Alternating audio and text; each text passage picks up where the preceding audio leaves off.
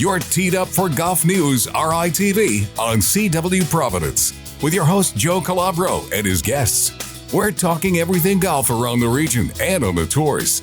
Now, here's your host, Joe Calabro. Welcome to episode 2 of Golf News RI TV. I'm Golf News RI co-founder and CEO Joe Calabro. Thanks so much to everyone for tuning in. And before we get to this episode, thanks to everybody for the amazing reactions to episode 1 with Ed Kirby. Last week, it was a great time, and obviously Ed is a legend in Rhode Island golf and just in general. And also thanks to the reaction for my appearance on the Road Show on WPRI. Maybe one of these days we'll get Brendan Kirby on to redeem himself on the driving range. So with all that said, today we're at Cranston Country Club, just a couple days ahead of the High School Golf State Championship. The High School Golf State Championship is May 28th and 29th, just after Memorial Day. So, and I've said this before, I'm not just saying it because I'm on TV, but it's literally 2 of my favorite days of the year. If you want to come watch high school golf, high quality high school golf, tons of storylines which we'll get to, you want to be here at Cranston CC. So it's going to be awesome. So without further ado, we have 2 guests today, getting advanced in show 2.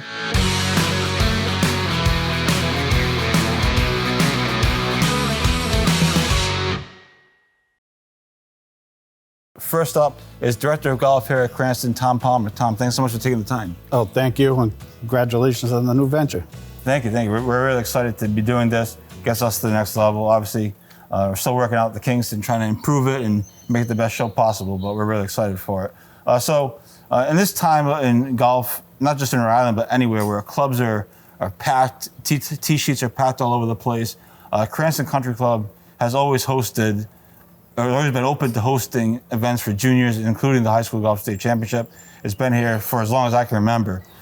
Just talk about how that came about and why you guys remain committed to helping out junior golf and high school golf in particular. Yeah, going back many, many years ago, Mike Lombardi was involved with as he grew up here at the course, he saw the need for more juniors to get on the golf course, and that was growing the game. So Mike, Dave Adamonis' dad, they ran tournaments here for juniors for many, many years. And then that progressed into the Challenge Cup. But Mike has always felt and had a special place in his heart for the juniors to get them out there because it does grow the game. And one of the biggest things is the high school tournament, where people just don't realize how big an event that is and how much work goes into it between the Coaches Association, the club, the greenskeepers. So it's tremendous. And do you guys kind of take pride in it now, hosting that event? It's like it's your thing? I'm homegrown up, Cranston born and bred. And when I was in high school, we played state championship back then. We're at Newport Country Club. We moved around a little bit, but Newport was it. And then Mike took over because a lot of the private clubs turned a lot of the schools away because the game was growing and they just couldn't do it anymore. So their boards chose no more. But Mike, consistently, we've had Cranston East, Cranston West, both teams. And unfortunately, the demographics at Cranston East, there were very few golfers interested in playing, and they did away with the program. There's still a way that they can come and play as an East student, but we haven't seen that in a couple of years now. You're the director of golf here, like I mentioned. The game of golf in Rhode Island and across the country is booming. What do you see from your perspective on the state of golf? Since COVID, it has absolutely exploded. When they shut the golf courses down 4 years ago in Massachusetts and Connecticut, we had hundreds of cars in the parking lot. All Massachusetts plates, Connecticut plates. We were working out of the side of the old pro shop here, and it was like an ice cream stand. But we were able to keep the place open. They made some ridiculous rules. You're outside in an open environment, 15-minute intervals between tee times. Some of that was crazy, but that was the state. They don't know the business that we have. But since then, we've reduced the tee times a little bit down to 9 minutes, and that works perfectly. And the place has just been packed since COVID. Even as it's ended, it's really transitioned to nonstop golf. Awesome. Now I want to give you some time to tell your story. Of course, you're saying off there it's been a heck of a winter for you. Just talk a little bit, as much as you're comfortable, talk about a little bit about your story. I 4 years ago had a knee replacement, and about a year later, following it, in 2020, I began having problems, multiple surgeries, and it resulted in an amputation of my left leg this past January. But everybody tells me I look better. I know I feel better, and I don't have as much stress as I did a year ago. I was away from the club from July till just about April 1st. It's the first time back, and we've been busy as heck. And I can only do 2 or 3 hours a day, building my strength back up, but it's great to be back. Good to be seen, be healthy. Well, that's awesome. Thank you so much for coming on the show. I really appreciate it. You're a busy guy with all stuff going on. We dodged the raindrops today, so. I have a great staff, so we've been able to carry the weight. All right, so talk about the state tournament here again, May 20th and 29th. For you guys, obviously the kids are practicing, and it's obviously their Super Bowl. What kind of preparation goes into the tournament for you guys? It's tremendous. It's my favorite weekend of the year with the high school kids here. They come out and practice Friday, Saturday, Sunday, Monday. The course is packed all the time. They play in the afternoons. The superintendent, John LeClaire, who is new this year, doing a tremendous job on the course. And the rest of the staff is busy right through the weekend, Saturday, Sunday afternoons, keeping the fairways down, the greens. We actually have next week the amateur qualifying, so the course will be in fabulous shape. The greens should be perfect for the kids the following week. And it's like the Super Bowl. I can't thank enough people. The RIGA comes in, Bob Ward, they bring in a scoreboard, electronic scoreboard, and the kids feel like it's, like you said, the Super Bowl, and it's as good as it gets. So we absolutely love having the juniors here from the high schools year after year. And then the cool part is obviously the big trophy ceremony, and then, you have the drama building up to Wednesday afternoon, and it really, by the time you get to Wednesday morning, it's really something. Absolutely. Now with they have websites that the parents can go to. Yeah, follow along. They can follow along. You can actually watch now digitally where exactly the standings are. Yeah. Not necessarily the groups, but who's in first, who's in second. Yeah. And we've had some tight finishes coming up 18. Absolutely. So awesome. Thank you so much for coming on. I really appreciate it. No problem. Again, the High School Golf State Championship is May 28th and 29th here at Cranston Country Club, GolfNewsRI.com. Of course, we'll have all the coverage, video, highlights, and much more. And coming up next on Golf News RI TV, we will be joined by Dave Adamonis from the Challenge Cup. He's also the head coach at Prout, among other roles. And he'll help us preview the state championship. We'll get into some storylines, what to watch for, and we'll also talk about some Challenge Cup events over the summer. This is Golf News RI TV. Dave Adamonis next. Now back to Golf News RI TV with your host, Joe Calabro, and today's guest. Special thanks to our sponsors, Providence Performing Arts Center and 4 Evergreen Turf Management. Welcome back to Golf News RI TV. I'm Joe Calabro. Thanks again to Tom Palmer for giving us a few minutes. It was a great conversation. Now we shift gears and we're joined by RI Golf Hall of Famer Dave Adamonis, also the U.S. Challenge Cup, head coach at Prout, a whole bunch of things. To get into some of the strategies and the inside baseball of the High School Golf State Championship coming up on May 28th and 29th. Thank you for taking a few minutes, first of all. In the exciting time for high school golf, state championship coming up in a couple of days. As a coach and as somebody that runs this stuff, what is this time like for you? Really exciting time, a little bit different for me. I've served on a committee for the Rhode Island Interscholastic League for golf for over 25 years, and this is my first year as a coach, so a little bit of a different feel. Obviously we're all trying to figure out who our lineups are and get ready for the most important tournament of the season. And as a former participant in the event, I can't thank Mike Lombardi, Tom Palmer, and John LeClaire for their efforts regarding this tournament. I grew up as a kid playing junior golf, and before the Challenge Cup even existed, Mike Lombardi was giving junior golfers an opportunity to play. Some of my fondest memories of playing junior golf have been here, and they've been supportive of golf at every level. for over 40 years. So kudos to them for continuing to host this event. Yes, it's really two of the best days of the season, for at least for me, covering golf. I know I said that earlier. So I want to get into the 3 championships. They just changed it, I think, before last season, where they have all 3 on the same day. I believe last year was the first year they did that, if I'm not mistaken, and I think it was a great change. So we'll start with the team championships. We'll kind of go through some of the storylines. When you talk about the team championship, obviously it starts with LaSalle. They're going for a three-peat. They're kind of, as I like to say, the LaSalle dynasty rolls on. So they're going for a three-peat. Obviously, they're loaded with Drew McLeod, Max Jackson, Olivia Williams, Charlie Melvin obviously contributes, Sam Perry, etc. But there's other teams behind them. North Kingstown, I remember you told me, they have, their top 3 is as good as anybody, probably other than LaSalle. 100%. And obviously there's a slew of other teams trying to make a run. Barrington is always dangerous. Team championships, and your team, proud. But team championships, what do you see there? If Olivia Williams and Max Jackson show up in form, we're all playing for second place, unfortunately. Over 2 days, they're such a seasoned squad, and it'll be tough for anybody to match what they have to offer if all their players show up in form. That's why we play the games, as they say. So it'll be interesting. At the McCampbell Cup earlier this year, they got a scare from Barrington that went to a playoff over 18 holes, and then at the Hendricken Invitational, our squad actually was the Lower Rhode Island squad, but once again over 18 holes. So if you're going to beat them, you're going to have to prove it over 36 holes, and I think it'll be difficult to do.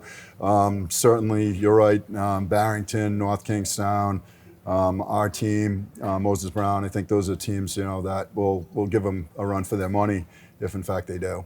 And LaSalle goes for a three-peat. It could be quite a state tournament if they can get it done. But obviously there's a lot of pressure, and there's teams that are coming for them. The boys championship, obviously Max Jackson going for his 3rd. But what I find interesting, especially on the boys, is there's freshmen that are coming fast. You have Drew McLeod, who's Max's teammate at LaSalle, and then your guy Rocco Capalbo, among others, who are really making strides, and it should challenge. Not to forget anybody else, but I'm fascinated by the freshmen that are really making an impact this season on the boys' side. It's pretty wide open this year. I think Drew right now has the lowest stroke average. Rocco's not too far behind them, both freshmen.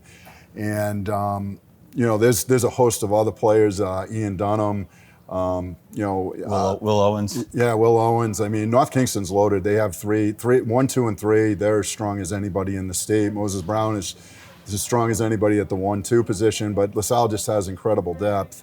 But the boys should be a good show. It should be very wide open competition, and I really wouldn't be surprised by any result in the boys competition. I saw Sebastian Carlson at the U.S. Open qualifier at Kirkbride. I said, "Too bad you can't come back and defend your high school title." Because he's obviously a freshman at URI. He's like, "Yeah, I would have been in great form," but certainly lots of storylines with that.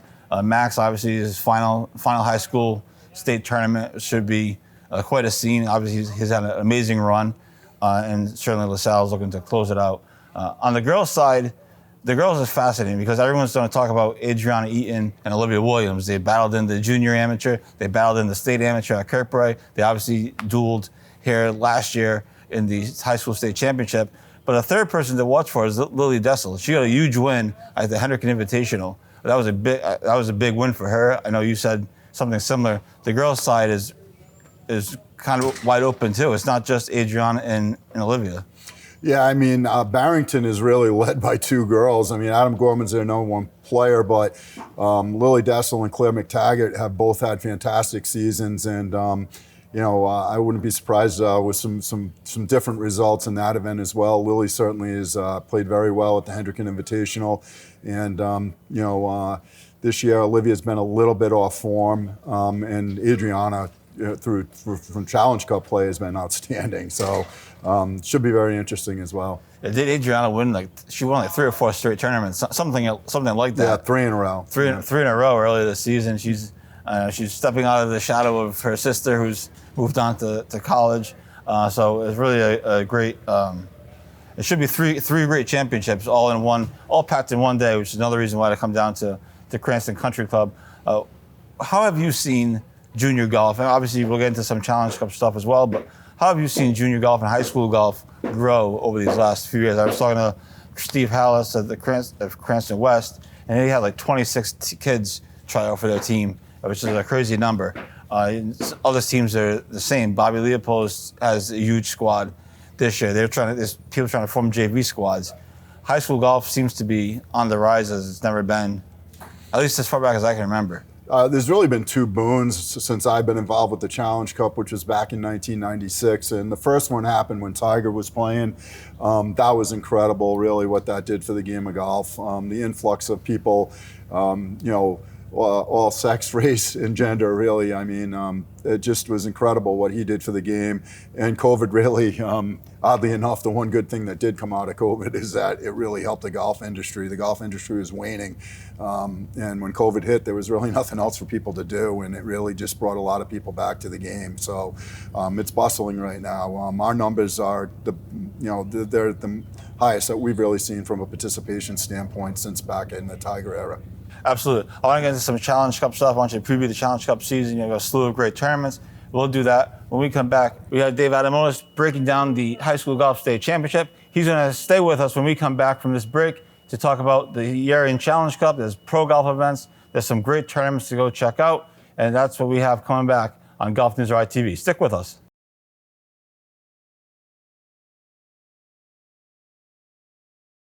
Now back to GolfNewsRI TV with your host, Joe Calabro, and today's guest.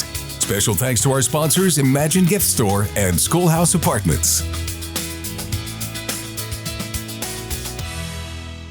And welcome back to GolfNewsRI TV. Thanks to everybody for tuning in. I'm Joe Calabro. Just to wrap up the High School Golf State Championships real quick, it is May 28th and 29th here at Cranston Country Club. It's free and open to the public to come and watch. You can walk the course. Follow your players, follow your kids. For a lot of you I know. So the tee times start early in the morning on Tuesday, and they start early again in the morning on Wednesday. So we'll have them up on golfnewsri.com, so you don't have to remember. You can just go to our website, but we'll have all the tee times and the pairings and everything for you. So that's, again, May 28th and 29th. It really is two of the best days of the season for as far as watching golf. I want to go back to Dave Adamonis. You obviously, of course, run Challenge Cup, started by your dad. You guys have a slew of events all summer across the state, the country. Pro golf events, junior events. Just give us a preview of what you guys have coming up. Excuse me. My favorites are always the match play, the World Series of Junior Golf at Triggs, and I like the Providence Open because a lot of the pros, like the Will Dixons of the world, come back. But what events are you looking forward to? What's on the tap for Challenge Cup season? First and foremost, I'd be remiss if we didn't thank everybody in the golfing community. You talked about my family earning an award with the Rhode Island Golf Hall of Fame. And, in our acceptance speech, I had mentioned that it's really a community award. We wouldn't be where we are and be able to provide the opportunities without all the golf courses and the people that help to run those golf courses. So, a heartfelt thank you to all of them for really making our program a success. And, it's really hard to pinpoint any of the tournaments during the summer. We run so many of them, but, that 2-week run that we have with the World Series, and then we follow that up with the Providence Open at Triggs, both those events being at Triggs is kind of, it's really the highlight of the summer. We kind of get to compare scores of junior players and college players and good amateur players and pros.